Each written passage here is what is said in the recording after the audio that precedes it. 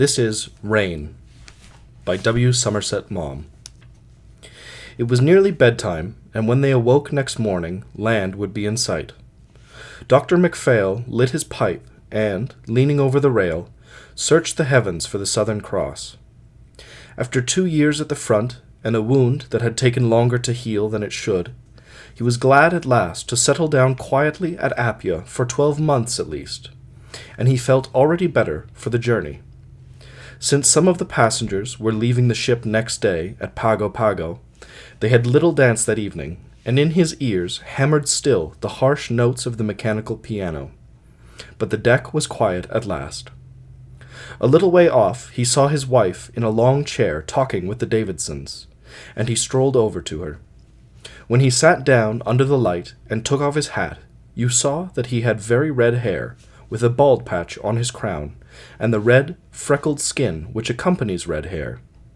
He was a man of 40, thin, with a pinched face, precise and rather pedantic, and he spoke with a Scots accent in a very low, quiet voice. Between the MacPhails and the Davidsons, who were missionaries, there had arisen the intimacy of shipboard, which is due to propinquity rather than to any community of taste.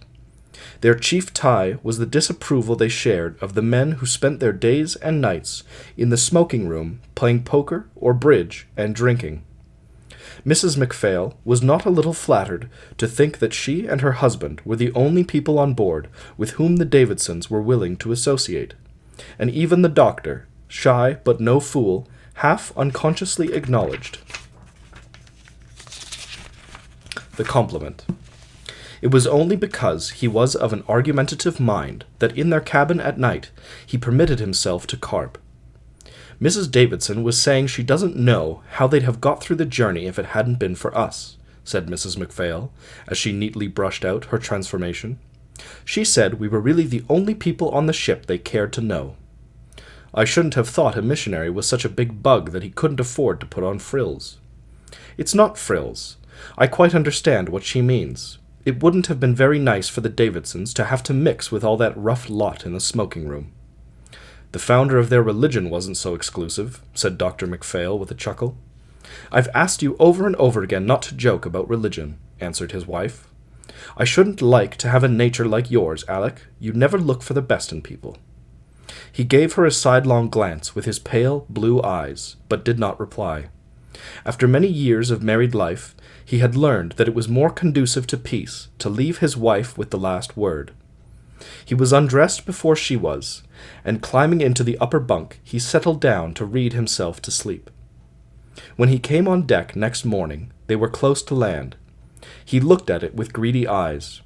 There was a thin strip of silver beach rising quickly to hills covered to the top with luxuriant vegetation. The coconut trees, thick and green, came nearly to the water's edge, and among them you saw the grass houses of the Samoans, and here and there, gleaming white, a little church. Mrs. Davidson came and stood beside him. She was dressed in black and wore round her neck a gold chain, from which dangled a small cross. She was a little woman, and with brown, dull hair very elaborately arranged, and she had prominent blue eyes behind invisible pince-nez. Her face was long, like a sheep's, but she gave no impression of foolishness, rather of extreme alertness. She had the quick movements of a bird. The most remarkable thing about her was her voice, high, metallic, and without inflection. It fell on the ear with a hard monotony, irritating to the nerves like the pitiless clamor of the pneumatic drill. "This must seem like home to you," said Dr. MacPhail, with his thin, difficult smile. "Ours are low islands, you know, not like these. Coral. These are volcanic. We've got another 10 days' journey to reach them." "In these parts, that's almost like being in the next street at home," said Dr. MacPhail facetiously. "Well, that's rather an exaggerated way of putting it, but one does look at distances differently in the South Seas. So far, you're right."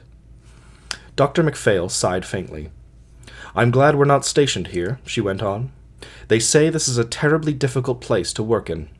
The steamers touching makes the people unsettled, and then there's the naval station. That's bad for the natives. In our district, we don't have difficulties like that to contend with. There are 1 or 2 traders, of course, but we take care to make them behave, and if they don't, we make the place so hot for them they've got to go." Fixing the glasses on her nose, she looked at the green island with a ruthless stare. "It's almost a hopeless task for the missionaries here. I can never be sufficiently thankful to God that we are at least spared that." Davidson's district consisted of a group of islands to the north of Samoa. They were widely separated, and he had frequently to go long distances by canoe. At these times his wife remained at their headquarters and managed the mission. Dr. MacPhail felt his heart sink when he considered the efficiency with which she certainly managed it. She spoke of the depravity of the natives in a voice which nothing could hush, but with a vehemently unctuous horror. Her sense of delicacy was singular. Early in their acquaintance she had said to him, "You know, their marriage customs when we first settled in the islands were so shocking that I couldn't possibly describe them to you, but I'll tell Mrs. MacPhail and she'll tell you." Then he had seen his wife and Mrs. Davidson, their deck chairs close together, in earnest conversation for about 2 hours. As he walked past them backwards and forwards for the sake of exercise, he had heard Mrs. Davidson agitated whisper, like the distant flow of a mountain torrent, and he saw by his wife's open mouth and pale face that she was enjoying an alarming experience. At night in their cabin she repeated to him with bated breath all she had heard. "Well, what did I say to you?" cried Miss Davidson, exultant next morning. "Did you ever hear anything more dreadful? You don't wonder that I couldn't tell you myself, do you, even though you are a doctor?" Mrs. Davidson scanned his face. She had a dramatic eagerness to see that she had achieved the desired effect. "Can you wonder that when we first went there our hearts sank? You'll hardly believe me when I tell you it was impossible to find a single good girl in any of the villages." She used the word good in a severely technical manner. Mr. Davidson and I talked it over, and we made up our minds the first thing to do was to put down the dancing. The natives were crazy about dancing. "I was not adverse to it myself when I was a young man," said Dr. MacPhail. "I guessed as much when I heard you ask Mrs. MacPhail to have a turn with you last night. I don't think there's any real harm if a man dances with his wife, but I was relieved that she wouldn't.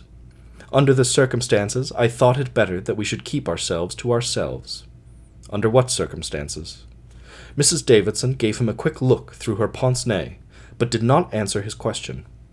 "But among white people it's not quite the same," she went on, "though I must say I agree with Mr. Davidson, who says he can't understand how a husband can stand by and see his wife in another man's arms. And as far as I'm concerned, I've never danced a step since I married. But the native dancing is quite another matter. It's not only immoral in itself, but it distinctly leads to immorality. However, I'm thankful to God that we stamped it out, and I don't think I'm wrong in saying that no one has danced in our district for 8 years. But now they came to the mouth of the harbor, and Mrs. MacPhail joined them. The ship turned sharply and steamed slowly in. It was a great, landlocked harbor, big enough to hold a fleet of battleships, and all around it rose, high and steep, the green hills. Near the entrance, getting such breeze as blew from the sea, stood the governor's house in a garden. The stars and stripes dangled languidly from a flagstaff. They passed 2 or 3 trim bungalows and a tennis court, and then they came to the quay with its warehouses. Mrs. Davidson pointed out the schooner, moored 200 or 300 yards from the side, which was to take them to Apia. There was a crowd of eager, noisy, and good-humored natives come from all parts of the island, some from curiosity, others to barter with the travelers on their way to Sydney, and they brought pineapples and huge bunches of bananas, tapa cloths, necklaces of shells or shark's teeth, kava bowls, and models of war canoes. American sailors, neat and trim, clean-shaven and frank of face, sauntered among them, and there was a little group of officials. While their luggage was being landed, the MacPhails and Mrs. Davidson watched the crowd. Dr. MacPhail looked at the yaws from which most of the children and the young boys seemed to suffer, disfiguring sores like torpid ulcers, and his professional eyes glistened when he saw for the first time in his experience cases of elephantiasis, men going about with a huge heavy arm or dragging along a grossly disfigured leg. Men and women wore the lava-lava. "It's a very indecent costume," said Mrs. Davidson. Mr. Davidson thinks it should be prohibited by law. How can you expect people to be moral when they wear nothing but a strip of red cotton around their loins?" "It's suitable enough to the climate," said the doctor, wiping the sweat off his head. Now that they were on land, the heat, though it was so early in the morning, was already oppressive. Closed in by its hills, not a breath of air came to Pago. "In our islands," Mrs. Davidson went on, in her high-pitched tones, "we've practically eradicated the lava. A few old men still continue to wear it, but that's all. The women have all taken to the Mother Hubbard, and the men wear trousers and singlets. At the very beginning of our stay, Mr. Davidson said in one of his reports, the inhabitants of these islands will never be thoroughly Christianized till every boy of more than 10 years old is made to wear a pair of trousers." But Mrs. Davidson had given 2 or 3 of her bird-like glances at heavy gray clouds that came floating over the mouth of the harbor. A few drops began to fall. "We'd better take shelter," she said. They made their way with all the crowd to a great shed of corrugated iron, and the rain began to fall in torrents. They stood there for some time, and then were joined by Mr. Davidson. He had been polite enough to the MacPhails during the journey, but he had not his wife's sociability, and had spent much of his time reading. He was a silent, rather sullen man, and you felt that his affability was a duty that he imposed upon himself Christianly. He was by nature reserved and even morose. His appearance was singular. He was very tall and thin, with long limbs loosely jointed, hollow cheeks, and curiously high cheekbones. He had so cadaverous an air that it surprised you to notice how full and sensual were his lips. He wore his hair very long. His dark eyes, set deep in their sockets, were large and tragic, and his hands, with their big, long fingers, were finely shaped. They gave him a look of great strength. But the most striking thing about him was the feeling he gave you of suppressed fire. It was very impressive and vaguely troubling.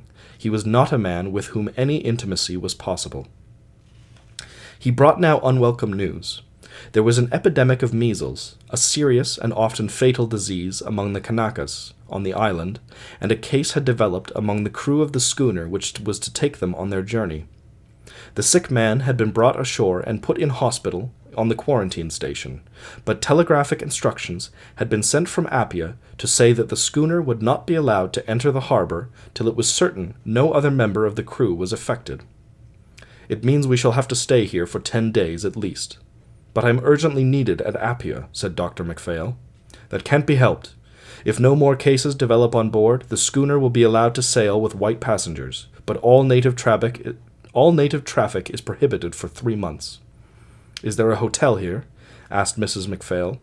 Davidson gave a low chuckle. "There's not." "What shall we do, then?" "I've been talking to the governor. There's a trader along the front who has rooms that he rents, and my proposition is that as soon as the rain lets up, we should go along there and see what we can do. Don't expect comfort. You've just got to be thankful if we get a bed to sleep on and a roof over our heads." But the rain showed no sign of stopping, and at length, with umbrellas and waterproofs, they set out. There was no town, but merely a group of official buildings, a store or two, and at the back, among the coconut trees and plantains, a few native dwellings. The house they sought was about 5 minutes' walk from the wharf. It was a frame house of 2 stories, with broad verandas on both floors and a roof of corrugated iron. The owner was a half-caste named Horn, with a native wife surrounded by little brown children, and on the ground floor he had a store where he sold canned goods and cottons. The rooms he showed them were almost bare of furniture. In the MacPhails there was nothing but a poor, worn bed with a ragged mosquito net, a rickety chair, and a washstand. They looked round with dismay. The rain poured down without ceasing. "I'm not going to unpack more than we actually need," said Mrs. MacPhail. Mrs. Davidson came into the room as she was unlocking a portmanteau. She was very brisk and alert. The cheerless surroundings had no effect on her. "If you'll take my advice, you'll get a needle and cotton and start right in to mend the mosquito net," she said, "or you'll not be able to get a wink of sleep tonight." "Will they be very bad?" asked Dr. MacPhail. "This is the season for them. When you're asked to a party at Government House at Apia, you'll notice that all the ladies are given a pillow slip to put their lower extremities in." "I wish the rain would stop for a moment," said Mrs. MacPhail. "I could try to make the place comfortable with more heart if the sun were shining." "Oh, if you wait for that, you'll wait a long time. Pago is about the rainiest place in the Pacific. You see, the hills in that bay, they attract the water, and one expects rain at this time of year anyway." She looked from MacPhail to his wife, standing helplessly in different parts of the room, like lost souls, and she pursed her lips. She saw that she must take them in hand. Feckless people like that made her impatient, but her hands itched to put everything in order which came so naturally to her. "Here, you give me a needle and cotton, and I'll mend that net of yours, while you go on with your unpacking. Dinner's at 1. Dr. MacPhail, you'd better go down to the wharf and see that your heavy luggage has been put in a dry place.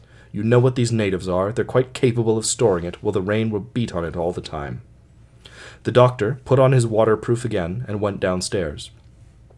At the door, Mr. Horn was standing in conversation with the quartermaster of the ship they had just arrived in, and a second-class passenger whom Dr. MacPhail had seen several times on board. The quartermaster, a little shriveled man, extremely dirty, nodded to him as he passed. "This is a bad job about the measles, Doc," he said. "I see you've fixed yourself up already." Dr. MacPhail thought he was rather familiar, but he was a timid man, and he did not take offense easily. "Yes, we've got a room upstairs. Miss Thompson was sailing with you to Appia, so I've brought her along here." The quartermaster pointed with his thumb to the woman standing by his side. She was 27, perhaps, plump, and in a coarse fashion, pretty. She wore a white dress and a large white hat. Her fat calves in white cotton stockings bulged over the tops of long white boots in glacé kid. She gave MacPhail an ingratiating smile. "The feller's trying to soak me $1.50 a day for the meanest-sized room," she said in a hoarse voice. "I tell you she's a friend of mine, Joe," said the quartermaster. "She can't pay more than $1, and you've sure got to take her for that." The trader was fat and smooth and quietly smiling. "Well, if you put it like that, Mr. Swan, I'll see what I can make do about it. I'll talk to Mrs. Horn, and if we think we can make a reduction, we will." "Don't try and pull that stuff with me," said Miss Thompson. "We'll settle this right now. You get $1 a day for the room, and not one bean more." Dr. MacPhail smiled. He admired the effrontery with which she bargained. He was the sort of man who always paid what he was asked. He preferred to be overcharged than to haggle. The trader sighed. "Well, to oblige Mr. Swan, I'll take it." "That's the goods," said Miss Thompson. "Come right in and have a shot of hooch. I've got some real good rye in that grip if you'll bring it along, Mr. Swan. You come along too, Doctor." "Oh, I don't think I will, thank you," he answered. "I'm just going down to see that our luggage is all right." He stepped out into the rain. It swept in from the opening of the harbor in sheets, and the opposite shore was all blurred. He passed 2 or 3 natives clad in nothing but the lava, with huge umbrellas over them.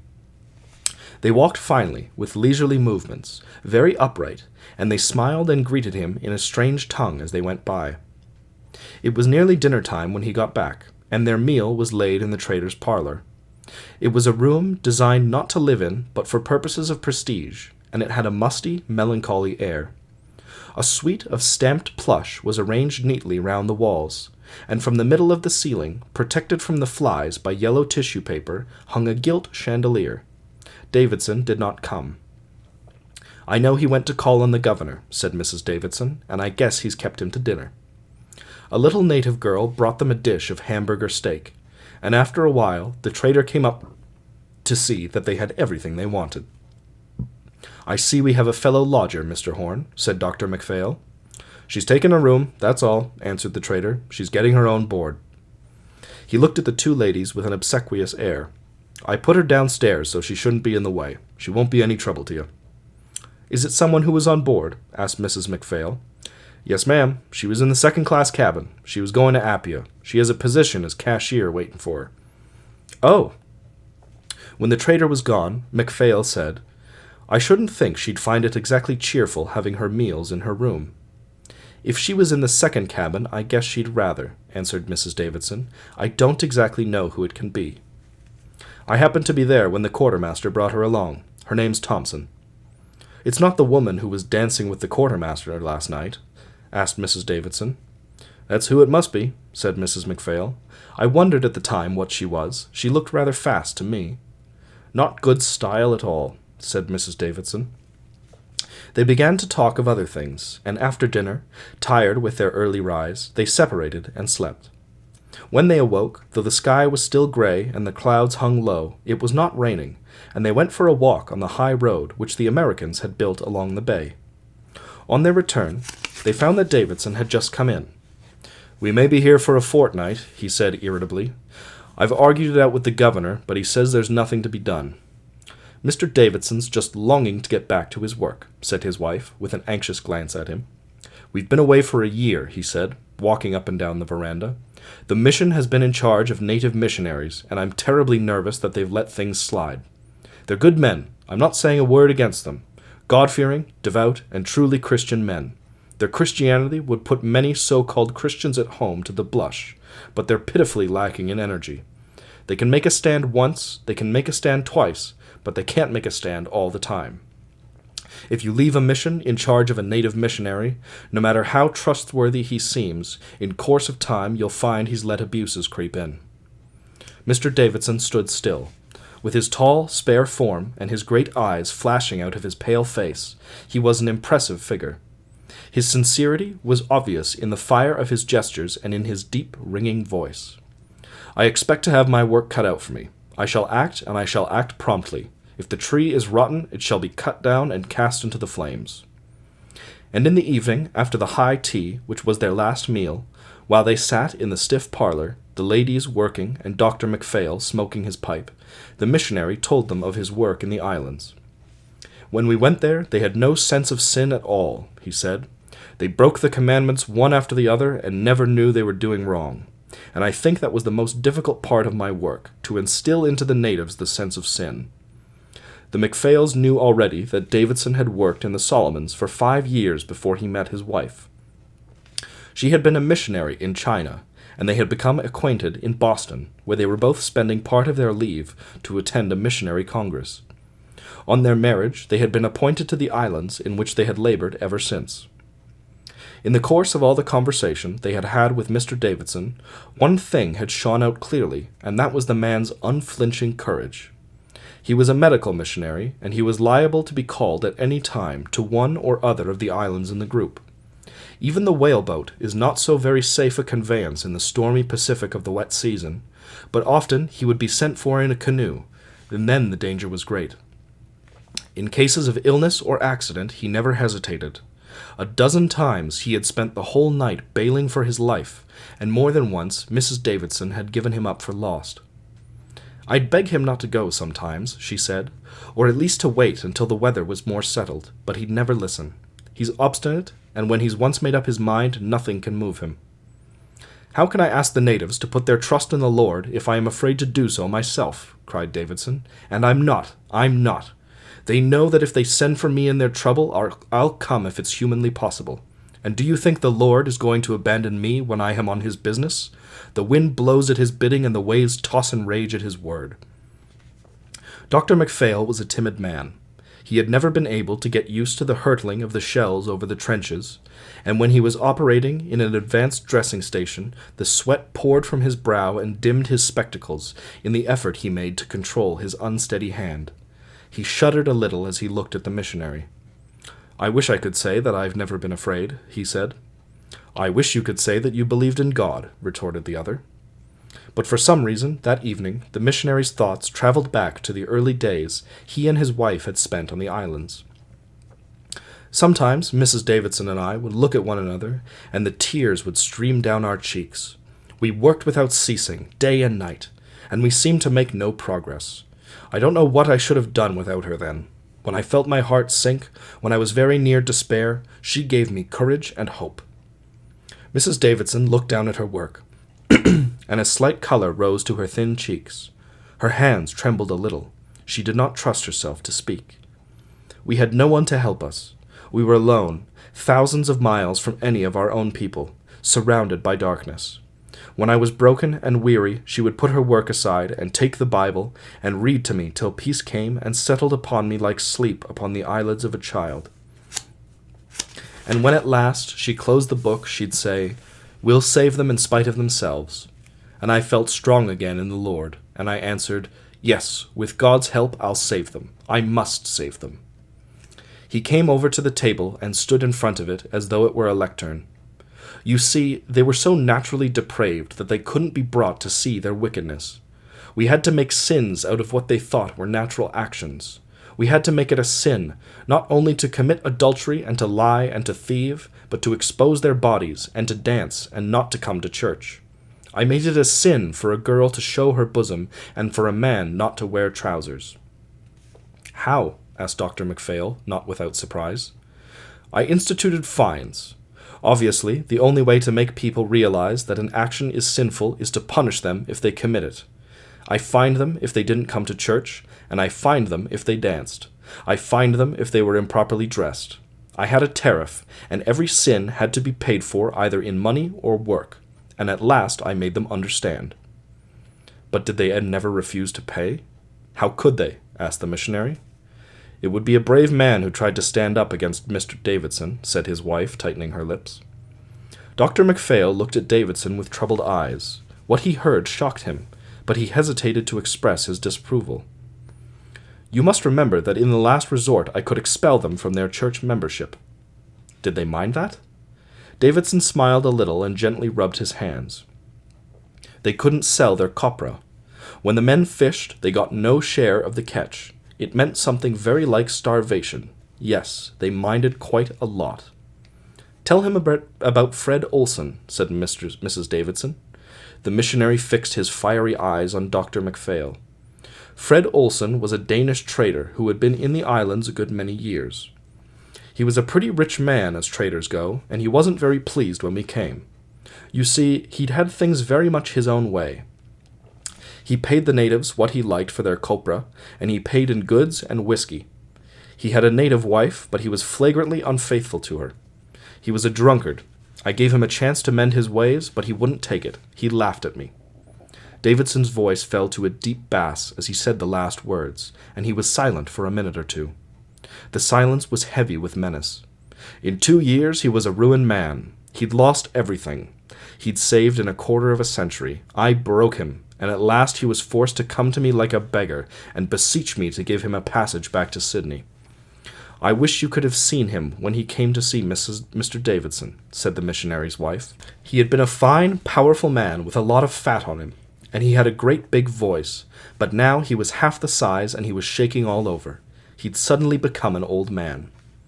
With abstracted gaze, Davidson looked out into the night. The rain was falling again. Suddenly, from below came a sound, and Davidson turned and looked questioningly at his wife. It was the sound of a gramophone, harsh and loud, wheezing out a syncopated tune. "What's that?" he asked. Mrs. Davidson fixed her pince-nez more firmly on her nose. "One of the second-class passengers has a room in the house. I guess it comes from there." They listened in silence. Then presently they heard the sound of dancing. Then the music stopped, and they heard the popping of corks and voices raised in animated conversation. "I dare say she's giving a farewell party to her friends on board," said Dr. MacPhail. "The ship sails at 12, don't it?" Davidson made no remark, but he looked at his watch. "Are you ready?" he asked his wife. She got up and folded her work. "Yes, I guess I am," she answered.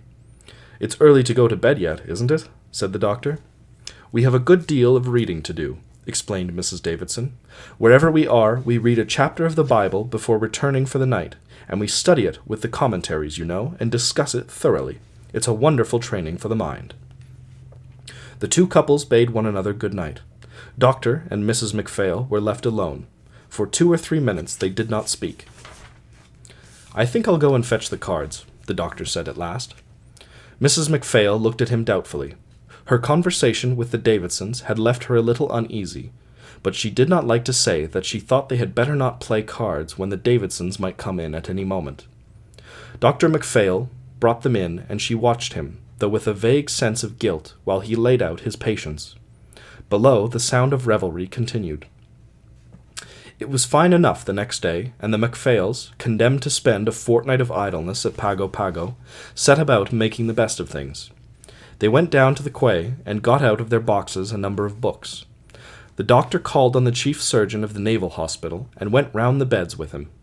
They left cards on the governor. They passed Miss Thompson on the road. The doctor took off his hat, and she gave him a "Good morning, Doc," in a loud, cheerful voice. She was dressed as on the day before, in a white frock, and her shiny white boots with their high heels, her fat legs bulging over the tops of them, were strange things on that exotic scene. "I don't think she's very suitably dressed, I must say," said Mrs. MacPhail. "She looks extremely common to me." When they got back to their house, she was on the veranda, playing with one of the trader's dark children. "Say a word to her," Dr. MacPhail whispered to his wife. "She's all alone here, and it seems rather unkind to ignore her." Mrs. MacPhail was shy, but she was in the habit of doing what her husband bade her. "I think we're fellow lodgers here," she said, rather foolishly. "Terrible, ain't it, being cooped up in a one-horse burg like this?" answered Miss Thompson. "And they tell me I'm lucky to have gotten a room. I don't see myself living in a native house, and that's what some have to do. I don't know why they don't have a hotel." They exchanged a few more words. Miss Thompson, loud-voiced and garrulous, was evidently quite willing to gossip, but Mrs. MacPhail had a poor stock of small talk, and presently she said, "Well, I think we must go upstairs." In the evening, when they sat down to their high tea, Davidson, on coming in, said, "I see that woman downstairs has a couple of sailors sitting there. I wonder how she's gotten acquainted with them." "She can't be very particular," said Mrs. Davidson. They were all rather tired after the idle, aimless day. "If there's going to be a fortnight of this, I don't know what we shall feel like at the end of it," said Dr. MacPhail. "The only thing to do is to portion out the day to different activities," answered the missionary. "I shall set aside a certain number of hours to study and a certain number to exercise, rain or fine. In the wet season, you can't afford to pay any attention to the rain, and a certain number to recreation." Dr. MacPhail looked at his companion with misgiving. Davidson's program oppressed him. They were eating hamburger steak again. It seemed the only dish the cook knew how to make. Then below, the gramophone began. Davidson started nervously when he heard it, but said nothing. Men's voices floated up. Miss Thompson's guests were joining in a well-known song, and presently they heard her voice too, hoarse and loud. There was a good deal of shouting and laughing. The four people upstairs, trying to make conversation, listened despite themselves to the clink of glasses and the scrape of chairs. More people had evidently come. Miss Thompson was giving a party. "I wonder how she gets them all in," said Mrs. MacPhail, suddenly breaking into a medical conversation between the missionary and her husband. It showed whither her thoughts were wandering. The twitch of Davidson's face proved that, though he spoke of scientific things, his mind was busy in the same direction. Suddenly, while the doctor was giving some experience of practice on the Flanders front, rather prosily, he sprang up to his feet with a cry.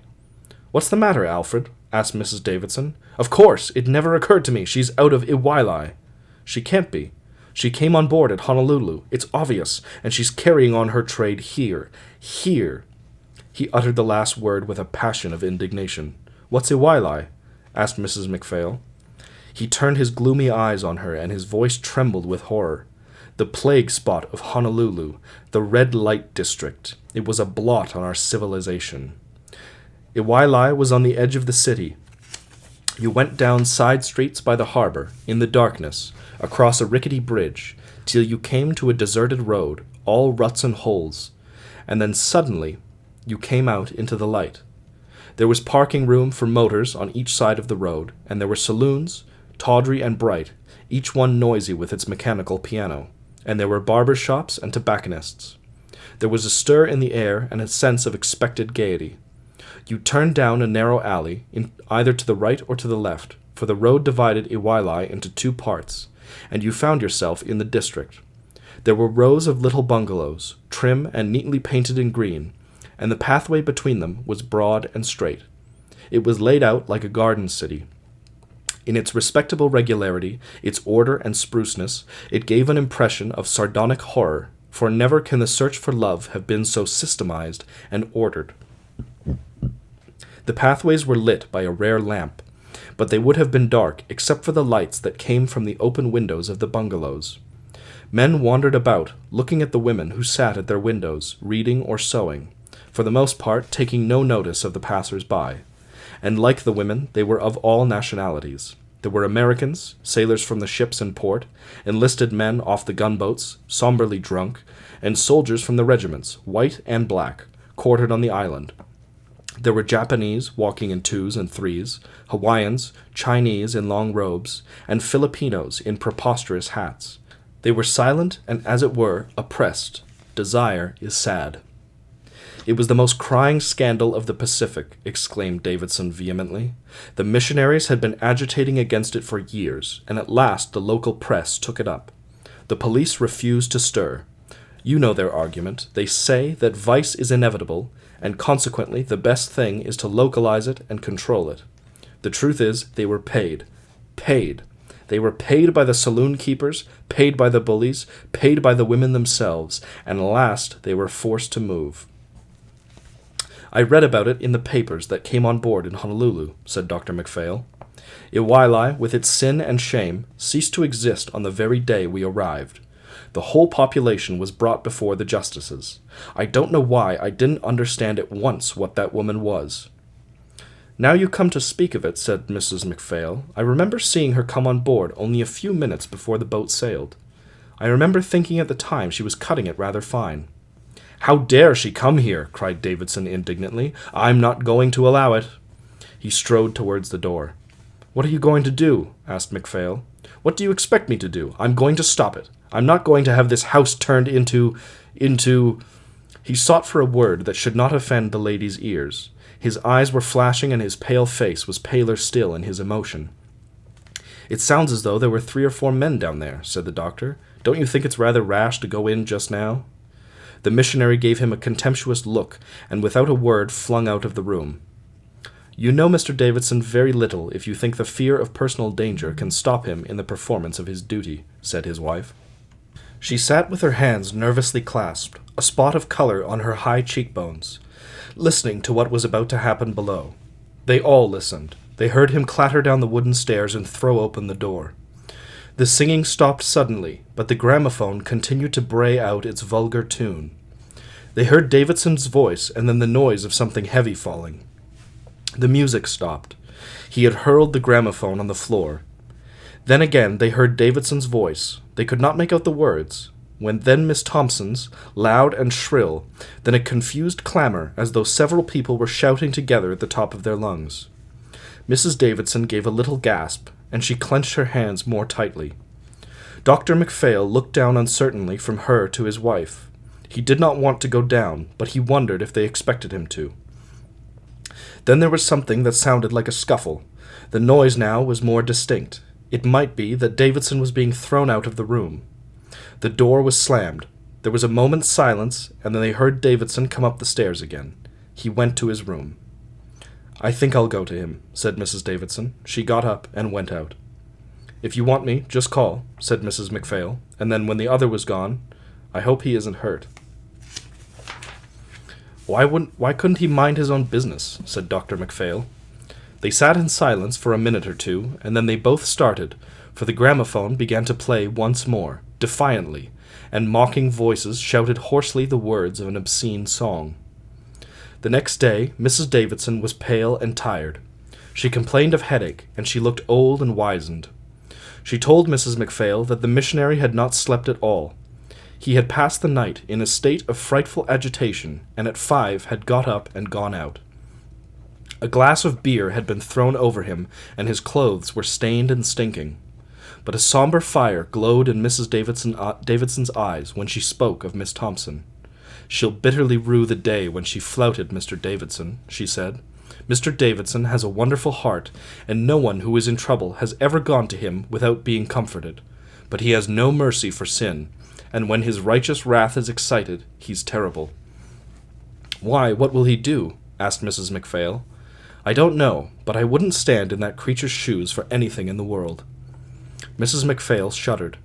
There was something positively alarming in the triumphant assurance of the little woman's manner. They were going out together that morning, and they went down the stairs side by side. Miss Thompson's door was open, and they saw her in a bedraggled dressing-gown, cooking something in a chafing dish. "Good morning," she called. "Is Mr. Davidson better this morning?" They passed her in silence, with their noses in the air, as if she did not exist. They flushed, however, when she burst into a shout of derisive laughter. Mrs. Davidson turned on her suddenly. "Don't you dare speak to me," she screamed. "If you insult me, I shall have you turned out of here." "Say, did I ask Mr. Davidson to visit with me?" "Don't answer her," whispered Mrs. MacPhail hurriedly. They walked on until they were out of earshot. "She's brazen, brazen," burst from Mrs. Davidson. Her anger almost suffocated her. And on their way home they met her strolling towards the quay. She had all her finery on. Her great white hat with its vulgar, showy flowers was an affront. She called out cheerily to them as she went by, and a couple of American sailors who were standing there grinned as the ladies set their faces to an icy stare. They got in just in time before the rain began to fall again. "I guess she'll get her fine clothes spoilt," said Mrs. Davidson with a bitter sneer. Davidson did not come in till they were halfway through dinner. He was wet through, but he would not change. He sat, morose and silent, refusing to eat more than a mouthful, and he stared at the slanting rain. When Mrs. Davidson told him of their 2 encounters with Mrs. Thompson, he did not answer. His deepening frown alone showed that he had heard. "Don't you think we ought to make Mr. Horn turn her out of here?" asked Mrs. Davidson. "We can't allow her to insult us." "There doesn't seem to be any other place for her to go," said MacPhail. "She can live with one of the natives." "In weather like this, a native hut must be a rather uncomfortable place to live in." "I lived in one for years," said the missionary. When the little native girl brought in the fried bananas, which formed the sweet they had every day, Davidson turned to her. "Ask Miss Thompson when it would be convenient for me to see her," he said. The girl nodded shyly and went out. "What do you want to see her for, Alfred?" asked his wife. "It's my duty to see her. I won't act till I've given her every chance." "You don't know what she is. She'll insult you." "Let her insult me. Let her spit on me. She has an immortal soul, and I must do all that is in my power to save it." Mrs. Davidson's ears rang still with the harlot's mocking laughter. "She's gone too far. Too far for the mercy of God?" His eyes lit up suddenly, and his voice grew mellow and soft. "Never. The sinner may be deeper in sin than the depth of hell itself, but the love of the Lord Jesus can reach him still." The girl came back with the message.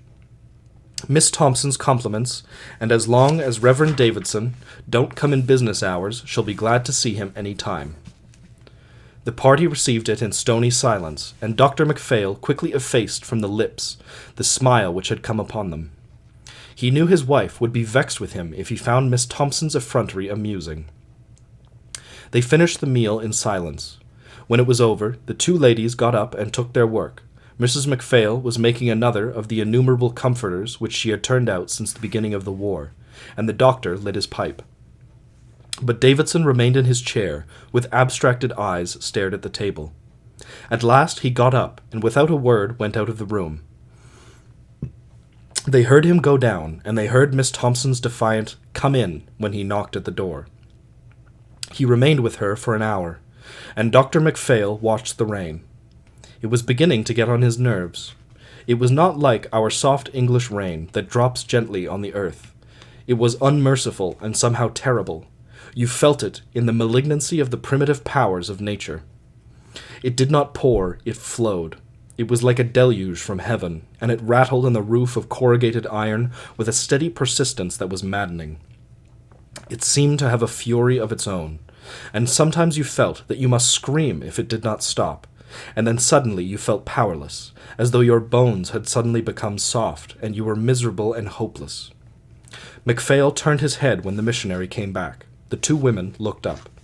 "I have given her every chance. I have exhorted her to repent. She is an evil woman."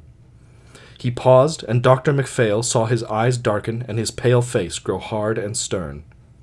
"Now I shall take the whips with which the Lord Jesus drove the usurers and the money-changers out of the temple of the Most High." He walked up and down the room. His mouth was close set, and his black brows were frowning. "If she fled to the uttermost parts of the earth, I should pursue her." With a sudden movement he turned round and strode out of the room. They heard him go downstairs again. "What is he going to do?" asked Mrs. MacPhail. "I don't know." Mrs. Davidson took off her pince-nez and wiped them. "When he is on the Lord's work, I never ask him questions." She sighed a little. "What is the matter?" "He'll wear himself out. He doesn't know what it is to spare himself."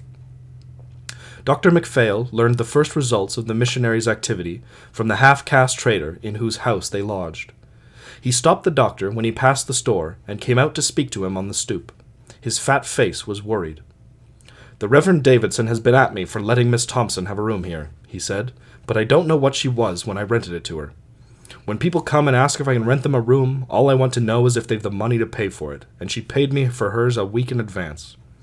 Dr. MacPhail did not want to commit himself. "When all's said and done, it's your house. We're very much obliged to you for taking us all in." Horn looked at him doubtfully. He was not certain yet how definitely MacPhail stood on the missionaries' side.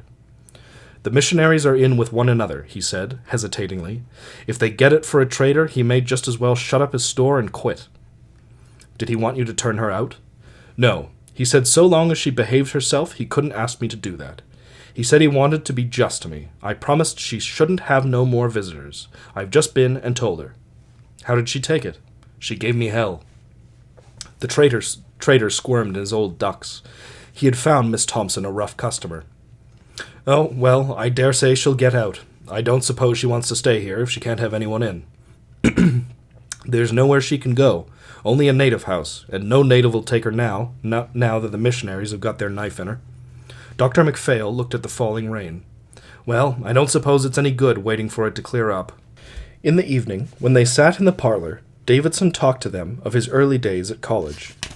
He had had no means and had worked his way through by doing odd jobs during the vacations.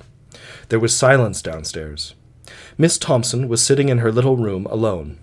But suddenly the gramophone began to play. She had set it on in defiance, to cheat her loneliness, but there was no one to sing, and it had a melancholy note. It was like a cry for help. Davidson took no notice. He was in the middle of a long anecdote, and without change of expression went on.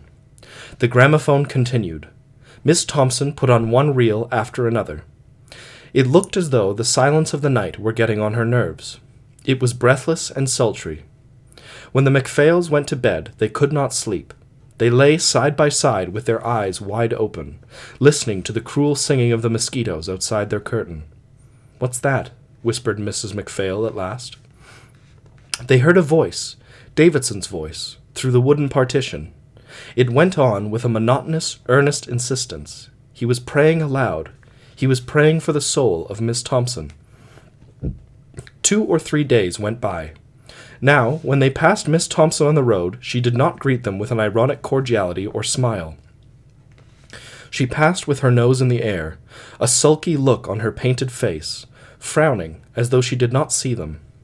The trader told MacPhail that she had tried to get lodging elsewhere, but had failed. In the evening she played through the various reels of her gramophone, but the pretense of mirth was obvious now. The ragtime had a cracked, heartbroken rhythm, as though it were a one-step of despair. When she began to play on Sunday, Davidson sent Horn to beg her to stop at once, since it was the Lord's Day. The reel was taken off, and the house was silent except for the steady pattering of the rain on the iron roof. "I think she's getting a bit worked up," said the trader next day to MacPhail. "She don't know what Mr. Davidson's up to, and it makes her scared." MacPhail had caught a glimpse of her that morning, and it struck him that her arrogant expression had changed. There was in her face a hunted look. The half-caste gave him a sidelong glance. "I suppose you don't know what Mr. Davidson is doing about it?" he hazarded. "No, I don't." It was singular that Horn should ask him that question, for he also had the idea that the missionary was mysteriously at work. He had an impression that he was weaving a net around the woman, carefully, systematically, and suddenly, when everything was ready, would pull the strings tight. "He told me to tell her," said the trader, "that if at any time she wanted him, she only had to send, and he'd come." "What did she say when you told her that?" "She didn't say nothing. I didn't stop. I just said what he said, I was too, and then I beat it. I thought she might be going to start weeping." "I have no doubt the loneliness is getting on her nerves," said the doctor. "And the rain, that's enough to make anyone jumpy," he continued irritably. "Doesn't it ever stop in this confounded place?" "It goes on pretty steady in the rainy season. We have 300 inches in the year. You see, it's the shape of the bay. It seems to attract the rain from all over the Pacific." "Damn the shape of the bay," said the doctor. He scratched his mosquito bites. He felt very short-tempered. When the rain stopped and the sun shone, it was like a hothouse, seething, humid, sultry, breathless, and you had a strange feeling that everything was growing with a savage violence. The natives, blithe and childlike by reputation, seemed then, with their tattoos and their dyed hair, to have something sinister in their appearance. And when they pattered along at your heels with their naked feet, you looked back instinctively. You felt that they might at any moment come behind you swiftly and thrust a long knife between your shoulder blades. You could not tell what dark thoughts lurked behind their wide-set eyes. They had a little the look of ancient Egyptians painted on a temple wall, and there was about them the terror of what is immeasurably old. The missionary came and went. He was busy, but the MacPhails did not know what he was doing. Horn told the doctor that he saw the governor every day, and once Davidson mentioned him. "He looks as if he had plenty of determination," he said, "but when you come down to brass tacks, he has no backbone." "I suppose that means he won't do exactly what you want," suggested the doctor facetiously. The missionary did not smile. "I want him to do what's right. It shouldn't be necessary to persuade a man to do that. But there may be differences of opinion about what is right. If a man had a gangrenous foot, would you have patience with anyone who hesitated to amputate it? Gangrene is a matter of fact. And evil?" What Davidson had done soon appeared. The four of them had just finished their midday meal. They had not yet separated for the siesta which the heat imposed on the ladies and on the doctor. Davidson had little patience with the slothful habit. The door was suddenly flung open, and Miss Thompson came in. She looked round the room, and then went up to Davidson. "You low-down skunk, what have you been saying about me to the governor?" She was spluttering with rage. There was a moment's pause, then the missionary drew forward a chair. "Won't you be seated, Miss Thompson? I've been hoping to have another talk with you." "You poor low-life bastard!" She burst into a torrent of insult, foul and insolent. Davidson kept his grave eyes on her. "I'm indifferent to the abuse you think fit to heap on me, Miss Thompson," he said, "but I must beg you to remember that ladies are present." Tears by now were struggling with her anger. Her face was red and swollen as though she were choking. "What has happened?" asked Dr. MacPhail. "A feller's just been in here and says I got her beated on the next boat." Was there a gleam in the missionary's eyes? His face remained impassive. "You could hardly expect the governor to let you stay here under the circumstances." "You done it!" she shrieked. "You can't kid me. You done it." "I don't want to deceive you. I urged the governor to take the only possible step consistent with his obligations." "Why couldn't you leave me be? I wasn't doing you no harm." "You may be sure that if I had, I should be the last man to resent it." "Do you think I want to stay on in this poor imitation of a burg? I don't look no buster, do I?" "In that case, I don't see what cause of complaint you have," he answered. She gave an inarticulate cry of rage and flung out of the room. There was a short silence. "It's a relief to know that the governor has acted at last," said Davidson finally. "He's a weak man, and he shilly-shallied. He said she was only here for a fortnight anyway, and if she went on to Appia, that he was under British jurisdiction and had nothing to do with him." The missionary sprang to his feet and strode across the room. "It's terrible the way the men who are in authority seek to evade their responsibility. They speak as though evil that was out of sight has ceased to be evil. The very existence of that woman is a scandal, and it does not help matters to shift it to another of the islands. In the end, I had to speak straight from the shoulder." Davidson's brow lowered, and he protruded his firm chin. He looked fierce and determined. "What do you mean by that?" "Our mission is not entirely without influence at Washington. I pointed out to the governor that it wouldn't do him any good if there was a complaint about the way he managed things here." "When has she got to go?" asked the doctor, after a pause. "The San Francisco boat is due here from Sydney next Tuesday. She's to sail on that." That was in 5 days' time. It was next day, when he was coming back from the hospital, where for want of something better to do, MacPhail spent most of his mornings, that the half-caste stopped him as he was going upstairs. "Excuse me, Dr. MacPhail. Miss Thompson's sick. Will you have a look at her?" "Certainly." Horn led him to her room. She was sitting in a chair idly, neither reading nor sewing, staring in front of her. She wore her white dress and the large hat with the flowers on it. MacPhail noticed that her skin was yellow and muddy under her powder, and her eyes were heavy. "I'm sorry to hear you're not well," he said. "Oh, I ain't sick really. I just said that because I had to see you. I've got to clear on a boat that's going to Frisco." She looked at him, and he saw that her eyes were suddenly startled. She opened and clenched her hands spasmodically. The trader stood at the door, listening. "So I understand," said the doctor. She gave a little gulp. "I guess it ain't very convenient for me to go to Frisco just now. I went to see the governor yesterday afternoon, but I couldn't get to him. I saw the secretary, and he told me I'd got to take the boat, and that's all there was to it. I just had to see the governor, so I waited outside his house this morning, and when he come out, I spoke to him. He didn't want to speak to me, I'll say, but I wouldn't let him shake me off, and at last he said he hadn't no objection to my staying here till the next boat to Sydney, if the Reverend Davidson will stand for it." She stopped and looked at Dr. MacPhail anxiously. "I don't know exactly what I can do," he said. "Well, I thought maybe you wouldn't mind asking him. I swear to God I won't start anything here if he'll only just let me stay. I won't go out of the house if that'll suit him. It's no more'n a fortnight." "I'll ask him." "He won't stand for it," said Horn. "He'll have you out on Tuesday, so you may as well make up your mind to it." "Tell him I can get work in Sydney. Straight stuff, I mean. 'Tain't asking very much." "I'll do what I can." And come and tell me right away, won't you? I can't sit down to a thing till I get the dope one way or the other." It was not an errand that much pleased the doctor, and, characteristically perhaps, he went about it indirectly. He told his wife what Miss Thompson had said to him, and asked her to speak to Mrs. Davidson. The missionary's attitude seemed rather arbitrary, and it could do no harm if the girl were allowed to stay in Pago another fortnight. But he was not prepared for the result of his diplomacy. The missionary came to him straight away. "Mrs. Davidson tells me that Thompson has been speaking to you." Dr. MacPhail, thus directly tackled, had the shy man's resentment at being forced out into the open. He felt his temper rising, and he flushed. "I don't see that it can make any difference if she goes to Sydney rather than to San Francisco. And so long as she promises to behave while she's here, it's dashed hard to persecute her." The missionary fixed him with stern eyes. "Why is she unwilling to go back to San Francisco?" "I didn't inquire," answered the doctor with some asperity, "and I think one does better to mind one's own business." Perhaps it was not a very tactful answer. "The governor has ordered her to be deported by the first boat that leaves the island. He's only done his duty, and I will not interfere. Her presence is a peril here." "I think you're very harsh and tyrannical." The two ladies looked up at the doctor with some alarm, but they need not have feared a quarrel, for the missionary smiled gently. "I am terribly sorry you should think that of me, Dr. MacPhail. Believe me, my heart bleeds for that unfortunate woman, but I am only trying to do my duty." The doctor made no answer. He looked out of the window sullenly.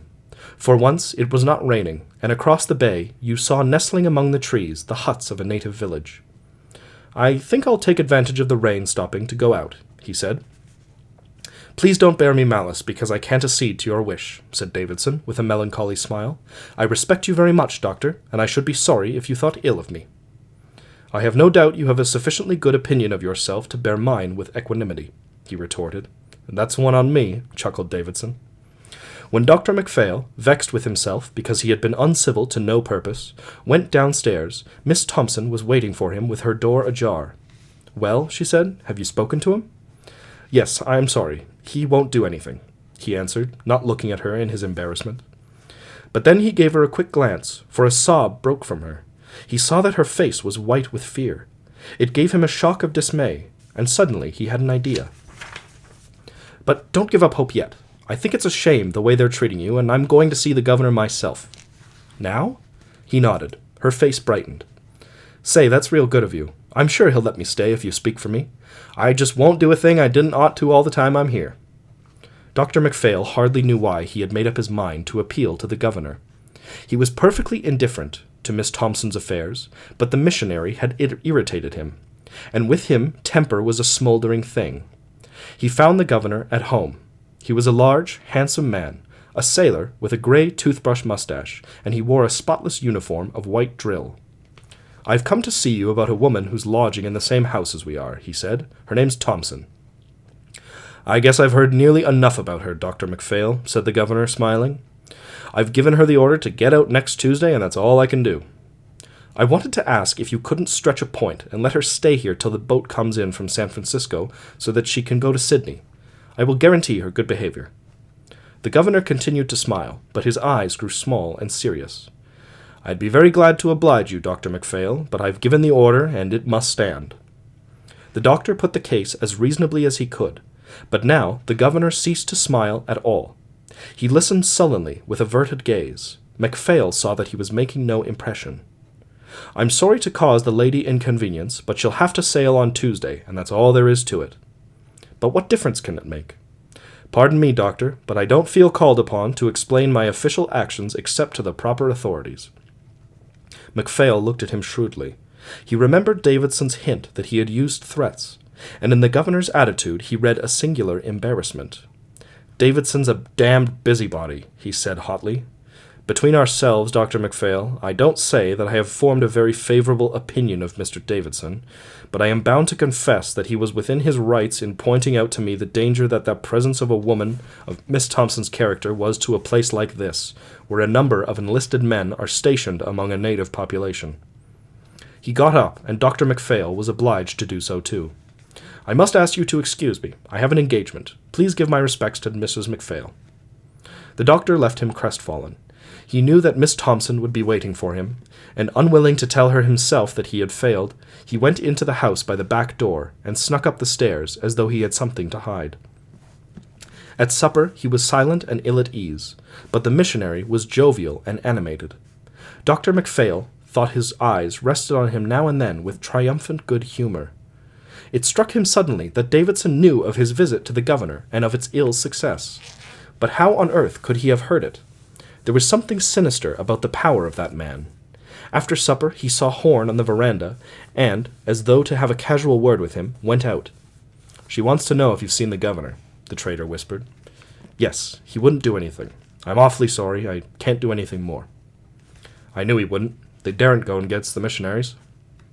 "What are you talking about?" said David affably, coming out to join them. "I was just saying there was no chance of your getting over to Appia for at least another week," said the trader glibly. He left them, and the two men returned into the parlor. Mr. Davidson devoted 1 hour after each meal to recreation.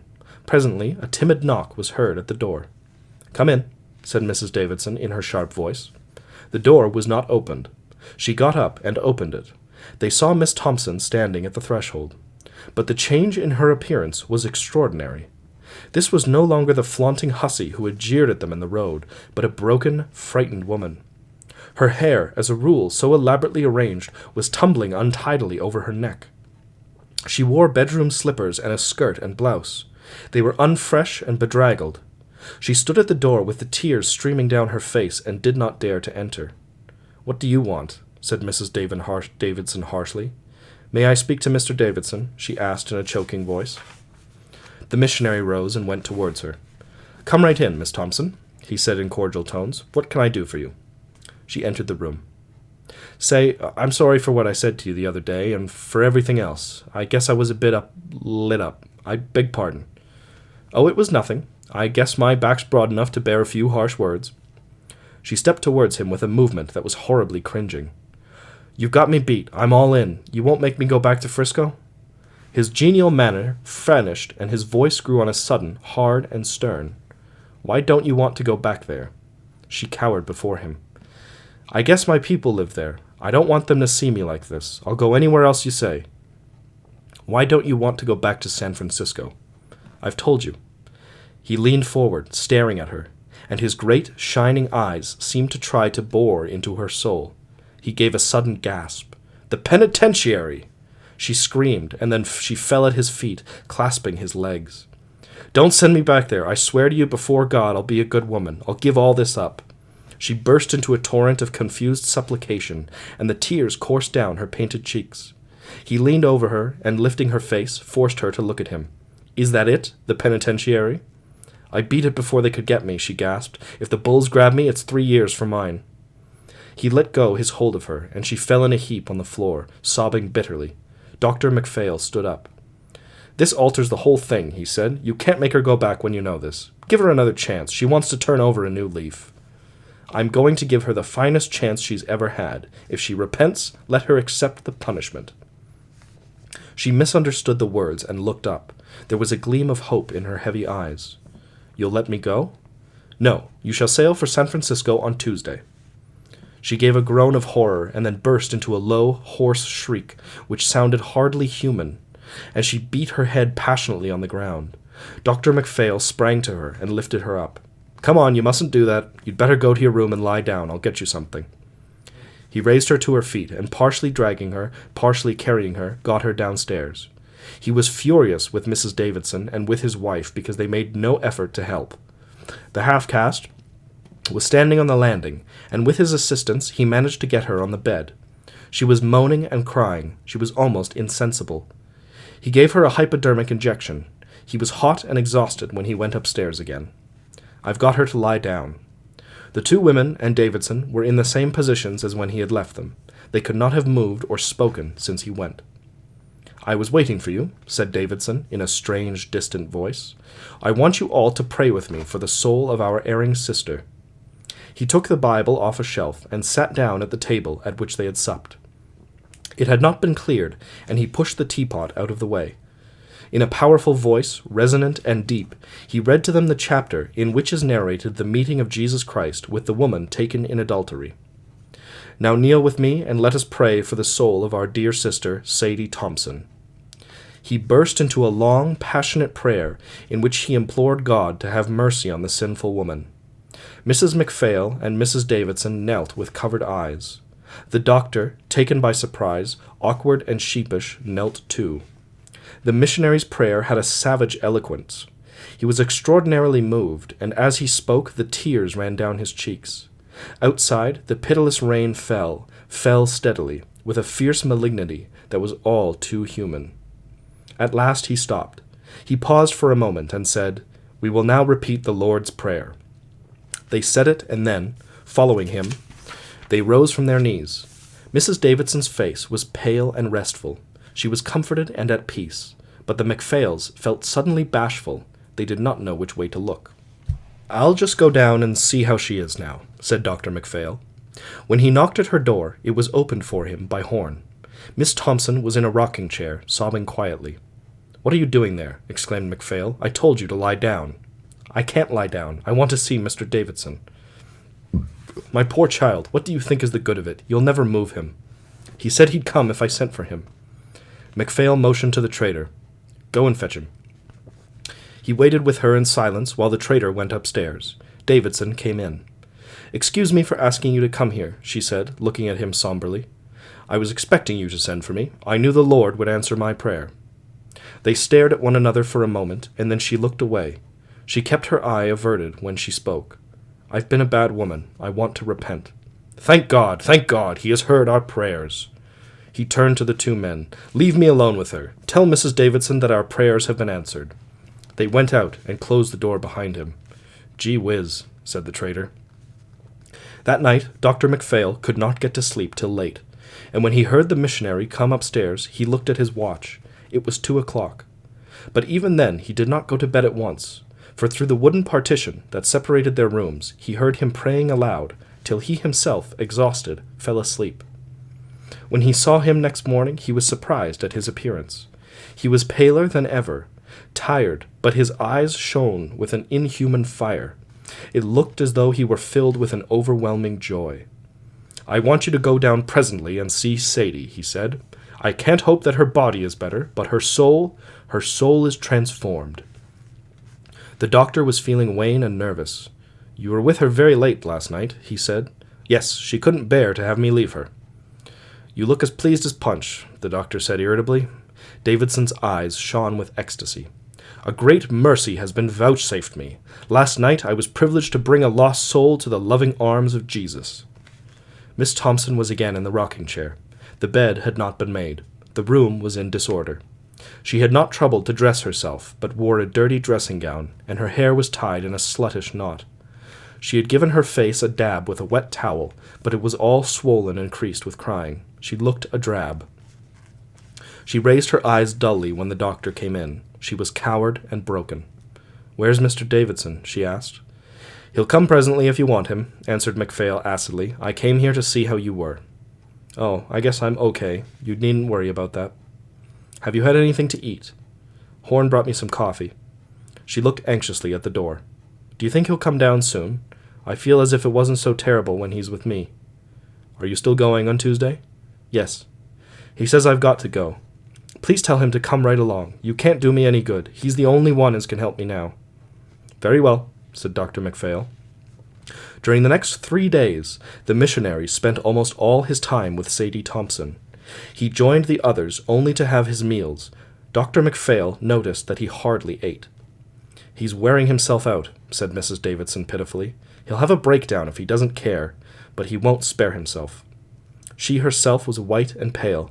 She told Mrs. MacPhail that she had had no sleep. When the missionary came upstairs from Miss Thompson, he prayed till he was exhausted, but even then he did not sleep for long. After an hour or two, he got up and dressed himself and went for a tramp along the bay. He had strange dreams. "This morning he told me that he'd been dreaming about the mountains of Nebraska," said Mrs. Davidson. "That's curious," said Dr. MacPhail. He remembered seeing them from the windows of the train when he crossed America. They were like huge molehills, rounded and smooth, and they rose from the plain abruptly. Dr. MacPhail remembered how it struck him that they were like a woman's breasts. Davidson's restlessness was intolerable even to himself, but he was buoyed up by a wonderful exhilaration. He was tearing out by the roots the last vestiges of sin that lurked in the hidden corners of that poor woman's heart. He read with her and prayed with her. "It's wonderful," he said to them one day at supper. "It's a true rebirth. Her soul, which was black as night, is now pure and white like the new-fallen snow. I am humble and afraid. Her remorse for all her sins is beautiful. I am not worthy to touch the hem of her garment." "Have you the heart to send her back to San Francisco?" said the doctor. 3 years in an American prison. I should have thought you might have saved her from that." "Ah, but don't you see? It's necessary. Do you think my heart doesn't bleed for her? I love her as I love my wife and my sister. All the time that she is in prison, I shall suffer all the pain that she suffers." "Bunkum!" cried the doctor impatiently. "You don't understand because you're blind. She's sinned and she must suffer. I know what she'll endure. She'll be starved and tortured and humiliated. I want her to accept the punishment of man as a sacrifice to God. I want her to accept it joyfully. She has an opportunity which is offered to very few of us. God is very good and very merciful." Davidson's voice trembled with excitement. He could hardly articulate the words that tumbled passionately from his lips. "All day I pray with her, and when I leave her, I pray again. I pray with all my might and main, so that Jesus may grant her this great mercy. I want to put in her heart the passionate desire to be punished, so that at the end, even if I offered to let her go, she would refuse. I want her to feel that the bitter punishment of prison is the thank-offering that she places at the feet of our blessed Lord who gave his life for her." The days passed slowly. The whole household, intent on the wretched, tortured woman downstairs, lived in a state of unnatural excitement. She was like a victim that was being prepared for the savage rites of a bloody idolatry. Her terror numbed her. She could not bear to let Davidson out of her sight. It was only when he was with her that she had courage, and she hung upon him with a slavish dependence. She cried a great deal, and she read the Bible and prayed. Sometimes she was exhausted and apathetic. Then she did indeed look forward to her ordeal, and for it seemed to offer an escape, direct and concrete, from the anguish she was enduring. She could not bear much longer the vague terrors which now assailed her. With her sins she had put aside all personal vanity, and she slopped about her room, unkempt and dishevelled, in her tawdry dressing-gown. She had not taken off her night-dress for 4 days, nor put on stockings. Her room was littered and untidy. Meanwhile the rain fell with a cruel persistence. You felt that the heavens must at last be empty of water, but still it poured down, straight and heavy, with a maddening iteration on the iron roof. Everything was damp and clammy. There was mildew on the walls and on the boots that stood on the floor. Through the sleepless nights the mosquitoes droned their angry chant. "If it would only stop raining for a single day, it wouldn't be so bad," said Dr. MacPhail. They all looked forward to Tuesday, when the boat for San Francisco was to arrive from Sydney. The strain was intolerable. So far as Dr. MacPhail was concerned, his pity and his resentment were alike extinguished by his desire to be rid of the unfortunate woman. The inevitable must be accepted. He felt he would breathe more freely when the ship had sailed. Sadie Thompson was to be escorted on board by a clerk in the governor's office. This person called on the Monday evening and told Miss Thompson to be prepared at 11 in the morning. Davidson was with her. I'll see that everything is ready. I mean to come on board with her myself." Miss Thompson did not speak. When Dr. MacPhail blew out his candle and crawled cautiously under his mosquito curtains, he gave a sigh of relief. "Well, thank God that's over. By this time tomorrow she'll be gone. Mrs. Davidson will be glad too. She says he's wearing himself to a shadow," said Mrs. MacPhail. "She's a different woman." "Who?" "Sadie. I should never have thought it possible. It makes one humble." Dr. MacPhail did not answer, and presently he fell asleep. He was tired out, and he slept more soundly than usual. He was awakened in the morning by a hand placed on his arm, and starting up, saw Horn by the side of the bed. The traitor put his finger on his mouth to prevent any exclamation from Dr. MacPhail, and beckoned him to come. As a rule, he wore shabby ducks, but now he was barefoot, and wore only the lava of the natives. He looked suddenly savage, and Dr. MacPhail, getting out of bed, saw that he was heavily tattooed. Horn made him a sign to come onto the veranda. Dr. MacPhail got out of bed and followed the traitor out. "Don't make a noise," he whispered. "You're wanted. Put on a coat and some shoes. Quick!" Dr. MacPhail's first thought was that something had happened to Miss Thompson. "What is it? Shall I bring my instruments?" "Hurry, please, hurry." Dr. MacPhail crept back into the bedroom, put on a waterproof over his pajamas, and a pair of rubber-soled shoes. He rejoined the traitor, and together they tiptoed down the stairs.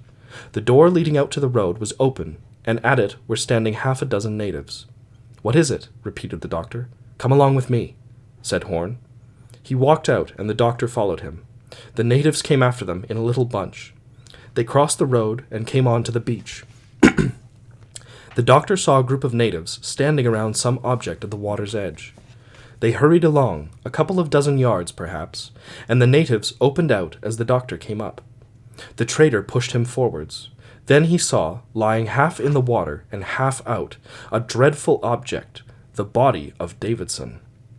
Dr. MacPhail bent down. He was not a man to lose his head in an emergency, and turned the body over. The throat was cut from ear to ear, and in the right hand was still the razor with which the deed was done. "He's quite cold," said the doctor. "He must have been dead some time. One of the boys saw him lying there on his way to work just now, and came and told me. Did you think he did it to himself?" "Yes. Someone ought to go for the police." Horn said something in his native tongue, and two youths started off. "We must leave him here till they come," said the doctor. "They mustn't take him into my house. I won't have him in my house." "You'll do what the authorities say," replied the doctor sharply. "In point of fact, I expect they'll take him to the mortuary." They stood waiting where they were. The traitor took a cigarette from a fold in his lava, and gave one to Dr. MacPhail. They smoked while they stared at the corpse. Dr. MacPhail could not understand. "Why do you think he did it?" asked Horn. The doctor shrugged his shoulders. In a little while, native police came along, under the charge of a marine, with a stretcher, and immediately afterwards a couple of naval officers and a naval doctor. They managed everything in a business-like manner. "What about the wife?" said one of the officers. "Now that you've come, I'll go back to the house and get some things on. I'll see that it's broken to her. She'd better not see him until he's been fixed up a little." "Well, I guess that's right," said the naval doctor. When Dr. MacPhail went back, he found his wife nearly dressed. "Mrs. Davidson's in a dreadful state about her husband," she said to him as soon as he appeared. "He hasn't been to bed all night. She heard him leave Miss Thompson's room at 2, but he went out. If he's been walking about since then, he'll be absolutely dead." Dr. MacPhail told her what had happened, and asked her to break the news to Mrs. Davidson. "But why did he do it?" she asked, horror-stricken. "I don't know." "But I can't. You must." She gave him a frightful look and went out. He heard her go into Mrs. Davidson's room. He waited a minute to gather himself together, and then began to shave and wash. When he was dressed, he sat down on the bed and waited for his wife. At last she came. "She wants to see him," she said. "They've taken him to the mortuary. We'd better go down with her. How did she take it?" "I think she's stunned. She didn't cry, but she's trembling like a leaf." "We'd better go at once." When they knocked at her door, Mrs. Davidson came out. She was very pale, but dry-eyed. To the doctor, she seemed unnaturally composed. No word was exchanged, and they set out in silence down the road. When they arrived at the mortuary, Mrs. Davidson spoke. "Let me go in and see him alone." They stood aside. A native opened the door for her and closed it behind her. They sat down and waited. 1 or 2 white men came and talked to them in undertones. Dr. MacPhail told them again what he knew of the tragedy. At last the door was quietly opened, and Mrs. Davidson came out. Silence fell upon them. "I'm ready to go back now," she said. Her voice was hard and steady. Dr. MacPhail could not understand the look in her eyes. Her pale face was very stern. They walked back slowly, never saying a word, and at last they came round the bend on the other side of which stood their house. Mrs. Davidson gave a gasp, and for a moment they stopped still. An incredible sound assaulted their ears. The gramophone, which had been silent for so long, was playing ragtime, loud and harsh. "What's that?" cried Mrs. MacPhail with horror. "Let's go on," said Mrs. Davidson. They walked up the steps and entered the hall. Miss Thompson was standing at her door, chatting with a sailor. A sudden change had taken place in her. She was no longer the cowed drudge of the last days. She was dressed in all her finery, in her white dress, with the high, shiny boots over which her fat legs bulged in their cotton stockings. Her hair was elaborately arranged, and she wore that enormous hat covered with gaudy flowers. Her face was painted, her eyebrows were boldly black, and her lips were scarlet. She held herself erect. She was the flaunting queen that they had known at first. As they came in, she broke into a loud, jeering laugh, and then, when Mrs. Davidson involuntarily stopped, she collected the spittle in her mouth and spat. Mrs. Davidson cowered back, and 2 red spots suddenly rose to her cheeks. Then, covering her face with her hands, she broke away and ran quickly up the stairs. Dr. MacPhail was outraged. He pushed past the woman into her room. "What the devil are you doing?" he cried. "Stop that damn machine!" He went up to it and tore the record off. She turned on him. "Say, Doc, you can stuff that with me. What the hell are you doing in my room?" "What do you mean?" he cried. "What do you mean?" She gathered herself together. No one could describe the scorn of her expression or the contemptuous hatred she put into her answer. "You men, you filthy, dirty pigs, you're all the same, all of you, pigs, pigs!" Dr. MacPhail gasped. He understood.